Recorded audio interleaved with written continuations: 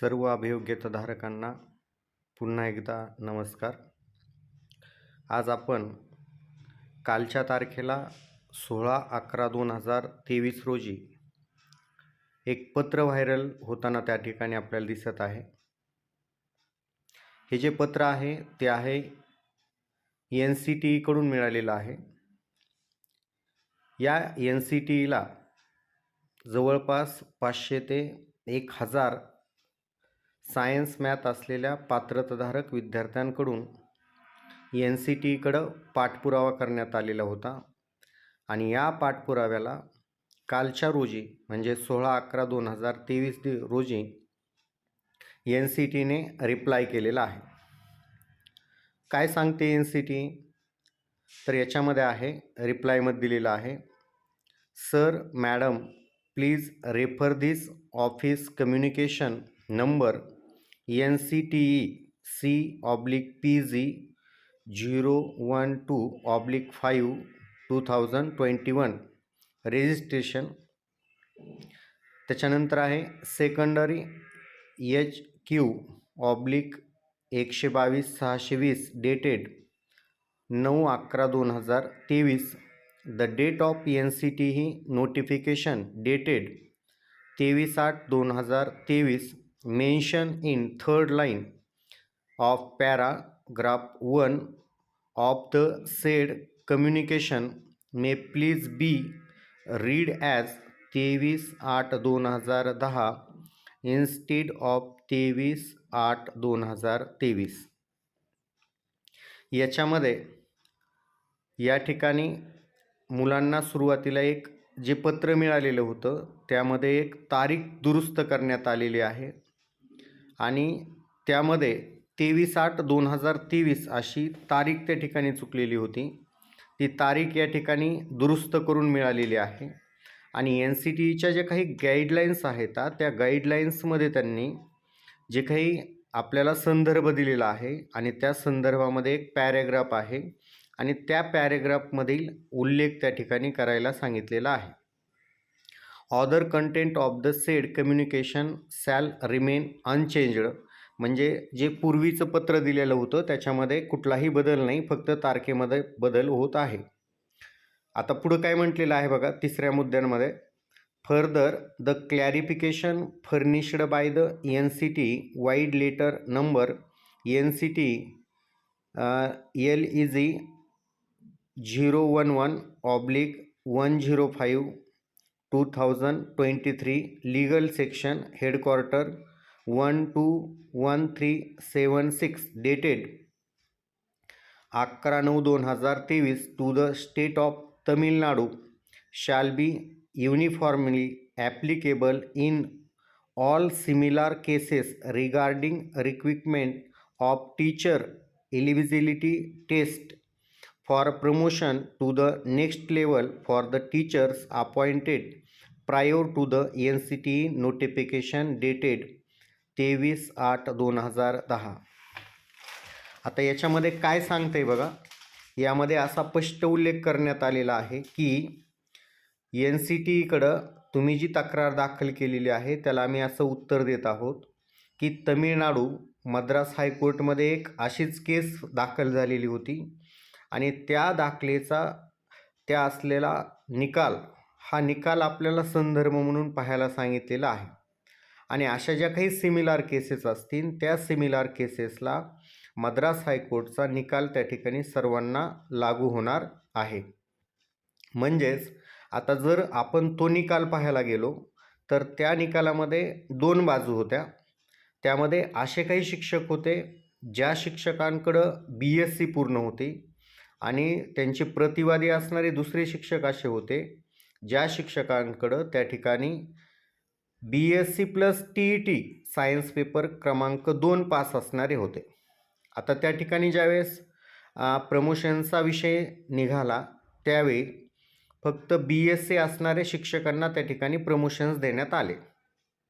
त्यांच्या विरोधात BSc + TET असणारे शिक्षक त्यांच्या विरोधामध्ये गेले आणि त्यांनी मद्रास हायकोर्टमध्ये त्या ठिकाणी याचिका दाखल केलेली होती.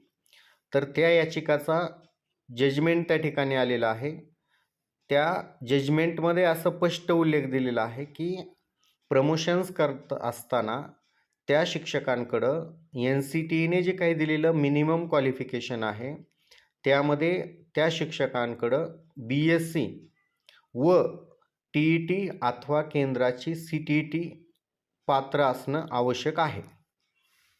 आणि या निकालानुसार त्या ठिकाणी त्या BSc व TET असणाऱ्या शिक्षकांना प्राधान्य देण्यात यावं आणि ज्या शिक्षकांकडं NCTEच्या गाईडलाईन्सनुसार पात्रता नाही त्या शिक्षकांना डिमोट करण्यात यावं असे आदेश त्या ठिकाणी निघालेले आहेत. आता हा निकाल सर्व राज्यांना त्या ठिकाणी लागू होतो असं त्या ठिकाणी सांगितलेलं आहे. आता हेच पत्र जे आहे त्या ठिकाणी हिंदीमध्ये कन्वर्ट करण्यात आलेलं आहे बघा. याच्यामध्ये मी काही जास्त आता स्पष्ट सांगत नाही, पण त्याच्यामध्ये 3 नंबरचा मुद्दा त्या ठिकाणी मी तुम्हाला स्पष्ट सांगतो आहे. इसके अलावा NCTE द्वारा पत्र संख्या NCTE लीगल 11/5/2023 कानूनी अनुभाग मुख्यालय 12/13/76 दिनांक 11/9/2023 माध्यम से तमिलनाडु राज्य को दिया गया स्पष्टीकरण शिक्षक पात्रता की आवश्यकता के संबंध में सभी समान मामलों में समान रूप से लागू होगा. याचा अर्थ सर्व राज्यांना हा नियम त्या ठिकाणी लागू होतोय जो तमिळनाडू हायकोर्टामध्ये निकाल आलेला आहे. NCTE अधिसूचना दिनांक 23/8/2010 से पहले नियुक्त शिक्षकों के लिए अगले स्तर पर पदोन्नति के लिए टेस्ट TET अनिवार्य है. याचा अर्थ जर 1 ते 5 कार्यरत शिक्षकांना जर 6 ते 8 या पदावरती प्रमोशन, ज्याला आपण वेगवेगळ्या शब्दांमध्ये उच्चारण करत असतो, त्याला दर्जा उन्नती म्हणतात, त्याला पदोन्नती म्हणतात, तर या सर्वांसाठी त्या ठिकाणी TETची आवश्यकता आहे असे स्पष्ट आदेश त्या ठिकाणी कालच्या स्पष्टीकरणामध्ये मिळालेले आहेत. आता याचे आदेश त्या ठिकाणी शालेय शिक्षण व क्रीडा विभाग महाराष्ट्र यांनासुद्धा त्या ठिकाणी NCTEकडून त्या ठिकाणी पत्र काढण्यात येणार आहे आणि याच्यावरती जो काही निर्णय आहे तो आपण सर्वांसमोर नंतर मांडणार आहोत. आता त्यामध्ये मला एक गॅजेट मिळालेलं आहे NCTEचं आणि त्या गॅजेटमध्ये जो हायलाईट केलेला पार्ट आहे तो काय डिस्क्राईब करतोय बघा. Every teacher whether secondary grade और BT assistant whether appointed by direct requirement of promotion in case of BT assistant whether initially appointed prior to RTE Act NCTE amended notification or appointed thereafter must necessarily possess acquire the eligibility of the passing TET.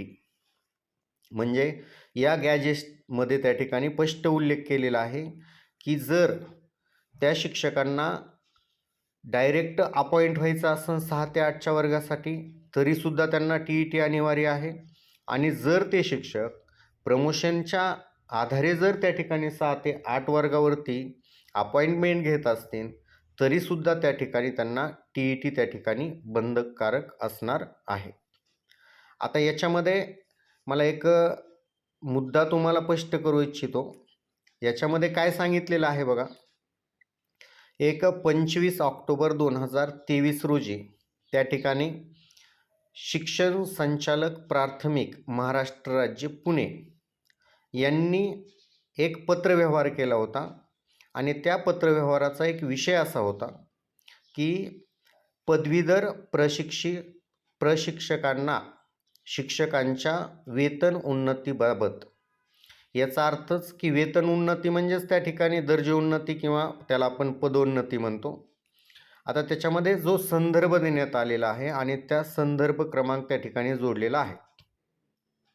आता याच्यामध्ये काय सांगितलेलं आहे बघा. महोदय, उक्त विषयाबाबतच्या आपण संदर्भाधीन पत्रान्वये केलेल्या विनंतीस अनुसरण आपणास कळवण्यात येते की प्रशिक्षित पदवीधर वेतनोन्नती देण्यात येणाऱ्या शिक्षकांची नियुक्ती 13/2/2013 पूर्वीची असल्यास सदरची वेतनोन्नती देताना शिक्षक पात्रता परीक्षा TETची अट शिथिल करण्याबाबतची आपली धारणा पक्की करण्यात येत आहे.